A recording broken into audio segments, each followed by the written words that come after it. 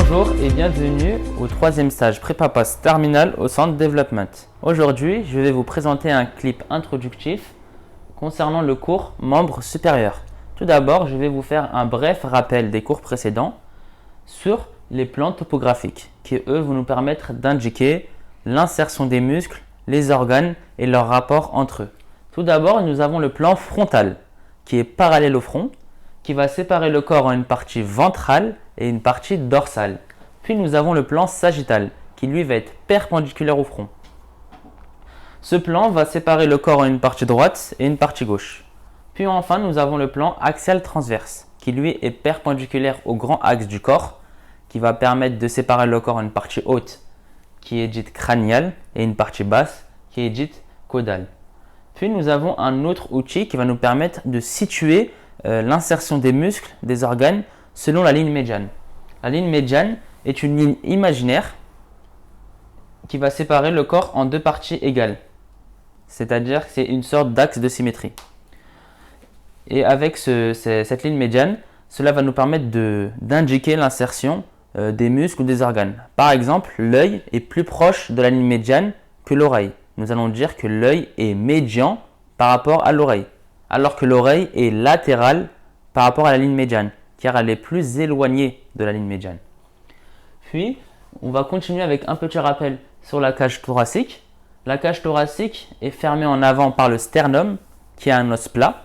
Nous avons la tête du sternum qui est appelée manubrium sternal, que nous allons revoir en séance. Puis nous avons le corps du sternum. Sur ce sternum, nous pouvons voir l'insertion des côtes. Les côtes, il y a 10 côtes. 10 côtes qui vont s'insérer. Il y a 10 côtes qui vont s'insérer sur le sternum. Puis les côtes vont aller en arrière, s'insérer sur les vertèbres thoraciques. Nous dénombrons 12 vertèbres thoraciques.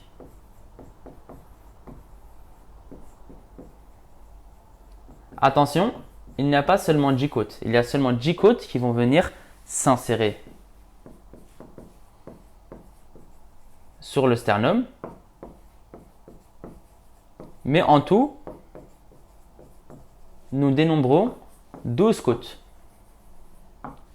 C'est-à-dire qu'il y aura 2 côtes dites flottantes qui ne vont pas venir s'insérer sur le sternum. Dans le corps humain, nous observons 3 types d'os. Premièrement, nous avons les os longs. Les os longs, par exemple l'os du bras, décrit 3 parties. Les extrémités sont appelées épiphyses. C'est-à-dire, par exemple, pour l'os bras, nous avons une épiphyse proximale et une épiphyse distale. Puis nous avons la diaphyse qui va déterminer la longueur de l'os. Et entre l'épiphyse et la diaphyse, nous avons une zone intermédiaire qui est appelée la métaphyse.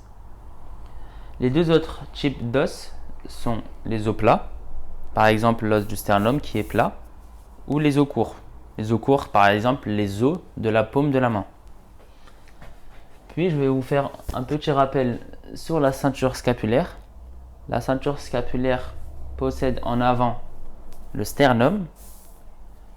Sur le sternum, sur la tête du sternum qui est appelée le manubrium, nous avons l'insertion de la clavicule.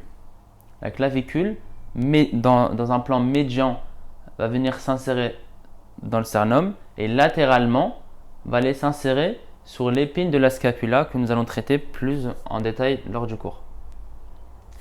La scapula qui est représentée ici en orange est derrière le plan du sternum et de la clavicule.